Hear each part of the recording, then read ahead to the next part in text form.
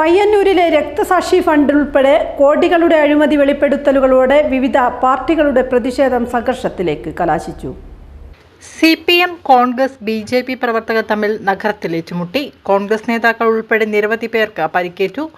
ആരോപണ വിധേയനായ Payyanur MLA TI Madhusoodanan രാജിവെക്കണമെന്നാവശ്യപ്പെട്ട് Congress നടത്തിയ പ്രകടനത്തിന് നേരെ CPM DYFI പ്രവർത്തകർ ആക്രമിക്കുകയായിരുന്നുവെന്ന് കോൺഗ്രസ് നേതാക്കൾ പറഞ്ഞു.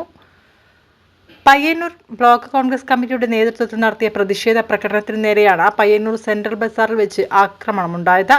പയ്യന്നൂർ ഗാന്ധി മന്ദിരത്തിൽ നിന്ന് ആരംഭിച്ച പ്രകടനം സെൻട്രൽ ബസാറിൽ എത്തിയപ്പോൾ ആയുധങ്ങളുമായി എത്തിയ 25ഓളം CPM DYFI പ്രവർത്തകർ ആക്രമണം നടത്തിയതായാണ് പരാതി. ആക്രമണത്തിൽ നിലത്ത് വീണ പലരെയും വടികൊണ്ട് അടിക്കുകയും ചവിട്ടുകയും ചെയ്തതായി പരാതി. ഈ സമയം പോലീസുകാർ സ്ഥലത്തുണ്ടായെങ്കിലും കാഴ്ചക്കാരായി നിൽക്കുകയായിരുന്നുവെന്ന് നേതാക്കൾ പറഞ്ഞു. ഈ പ്രകടനത്തിനു നേരെയും ആക്രമണം നടന്നു. ഇരുവിഭാഗവും ടൗണിൽ ഏറ്റുമുട്ടിയപ്പോൾ വിരലിലെണ്ണാവുന്ന പോലീസുകാർ മാത്രമാണ് സ്ഥലത്തുണ്ടായിരുന്നത്. പരിക്കേറ്റ BJP പ്രവർത്തകർ താലൂക്ക് ആശുപത്രിയിൽ ചികിത്സ തേടി. അതേസമയം സഹകരണ ആശുപത്രി, Payyanur service bank, MLA office എന്നിവയ്ക്ക് നേരെ കോൺഗ്രസ് ആക്രമണമുണ്ടായതായി CPM ആരോപിച്ചു. സംഭവത്തിൽ പ്രതിഷേധിച്ച് CPM നേതൃത്വത്തിൽ ടൗണിൽ പ്രകടനം നടത്തി.